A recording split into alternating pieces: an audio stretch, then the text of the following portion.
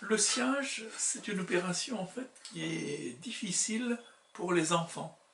En général, ils n'aiment pas ça, ils trouvent ça fatigant parce qu'en fait, comme ils ne scient pas droit, la lame se coince et ils trouvent ça assez difficile.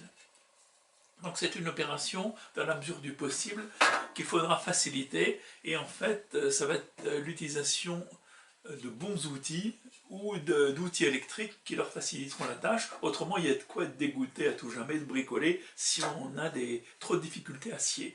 D'abord des scies que j'utilise jamais, des scies Egoin bon marché.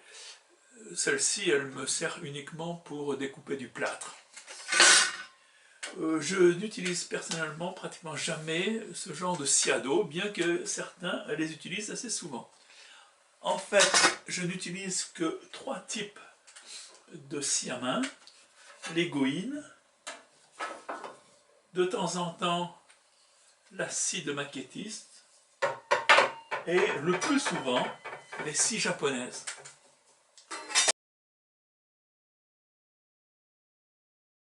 Ces Egoin de la marque Stanley, qu'on trouve absolument partout, sont pas mal. Alors il y a plusieurs sortes, avec des dents fines ou avec des dents plus grandes. Les dents fines en général conviennent. Alors on peut les utiliser soit pour recouper des planches. Alors théoriquement on serait capable de faire des bandes en fait, mais évidemment ce serait très très fastidieux de découper en long une planche comme ça. Ça peut servir quand même une Egoin de temps en temps si on a besoin de faire une planche large. À ce moment-là, on peut refendre la planche de 25 mm en 2 ou en 3. Alors c'est un travail qui demande une certaine habitude du sciage et qui s'opère en sciant d'un côté, puis on retourne, on scie l'autre côté et on progresse. Bon, en pratique, je n'utilise l'Egoin que pour 2 opérations.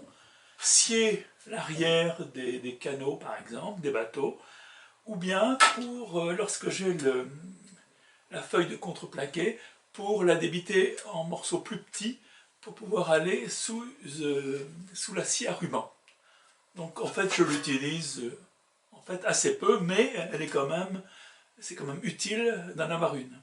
Il faut qu'elle soit...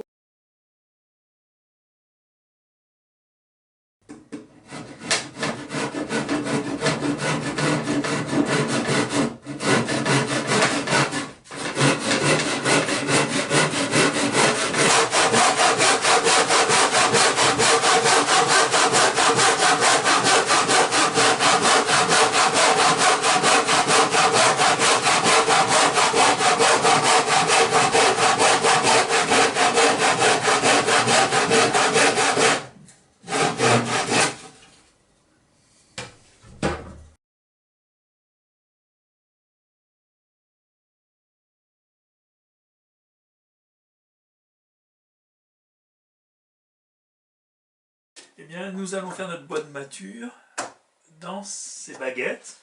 Avec un crayon, on trace, celle-ci fait à peu près 12 mm d'épaisseur.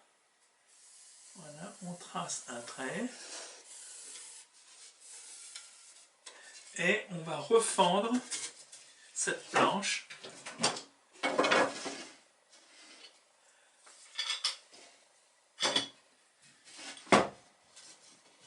par le milieu.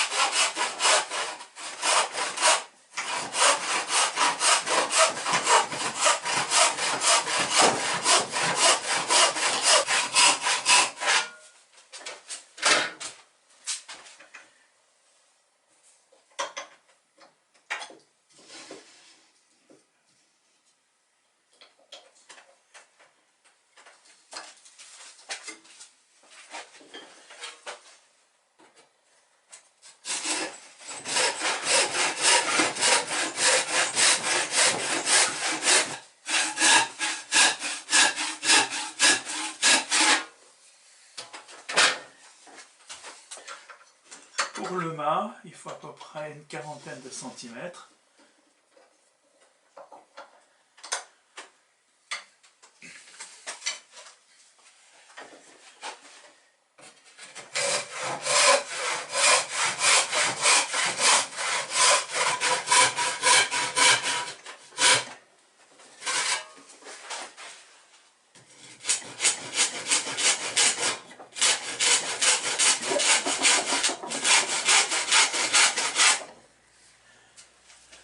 Voilà, on a donc notre bois pour le mât et pour le bout dehors.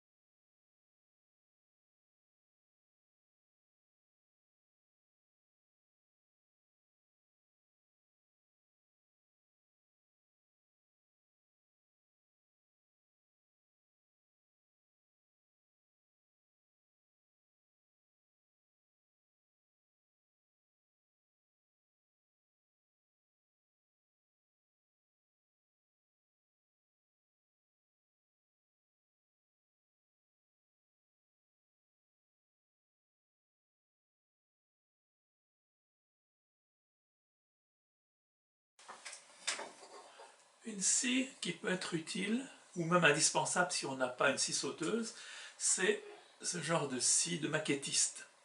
Alors il en faut une quand même assez convenable. L'avantage de cette scie, donc, c'est que on peut découper par exemple dans du contreplaqué pour faire les gabarits, etc. Ça c'est assez commode. Simplement il faut avoir les lames adaptées.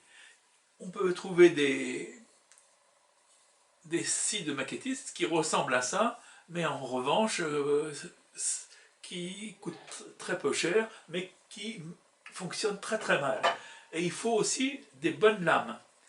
Ici par exemple, j'ai des lames Bahco 302, donc ce sont des lames qui coupent très bien, qui se trouvent dans certaines grandes surfaces de bricolage, parce que les scies bon marché, en fait, alors on donne toute une poignée de lames, mais en fait souvent ce sont soit des lames pour le métal, avec des dents très très fines, et très serrées. En fait, pour le bois, si on veut que ça coupe convenablement, il faut que les dents soient quand même assez espacées et assez grandes. Alors, pour découper, il n'y a pas de problème. On met notre pièce à découper et on peut découper même du bois d'épaisseur assez grande.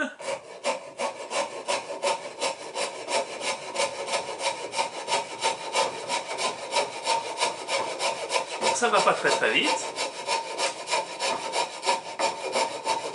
mais on peut à la rigueur couper quand même du bois assez épais. Donc ça c'est du bois qui fait 2 cm et demi, 25 mm, mais ça coupe quand même. Évidemment, si on doit faire toutes les tranches d'un bateau jouet avec une scie à chantourner, ça va quand même être du travail. Ça sera beaucoup plus rapide évidemment avec une scie sauteuse. Il y a soit pour les gabarits, soit pour le pont, etc. Il peut y avoir une situation en fait où il faut découper, non pas à l'extérieur, mais il faut découper à l'intérieur de la pièce. Bon là c'est une pièce assez épaisse, ça peut être du contreplaqué. À ce moment-là, il faut faire un trou. Si on veut découper un trou à l'intérieur, par exemple, d'un morceau de contreplaqué, la première chose à faire, c'est de faire un trou dans la partie qui va être enlevée. Ensuite, on prend la scie de maquettiste, on décroche un des deux côtés de la lame, on met la lame dans le trou, ici. Ensuite, on appuie bien pour bien tendre la lame, on la serre. Voilà.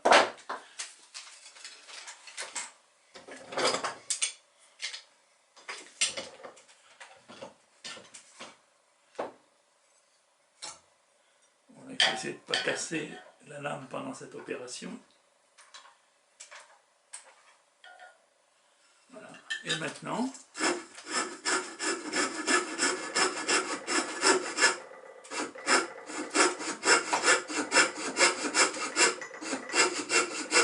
toujours bien maintenir la lame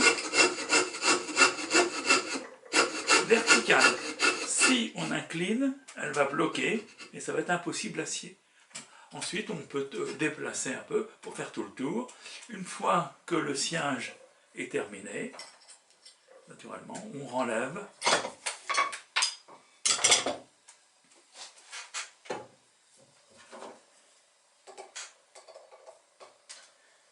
Il arrive naturellement que ces lames finissent par se casser.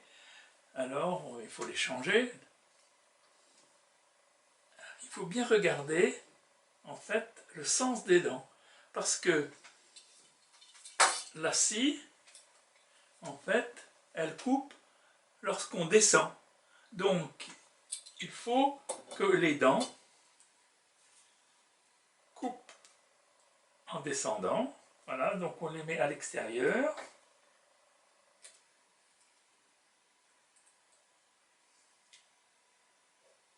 On accroche d'un côté. Voilà, on serre. Ensuite, on met le haut.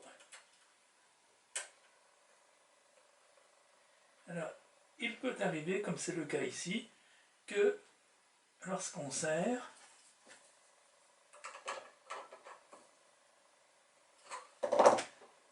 la lame n'est peut-être pas assez tendue. Dans ce cas-là, en fait, on va couper un petit peu l'extrémité.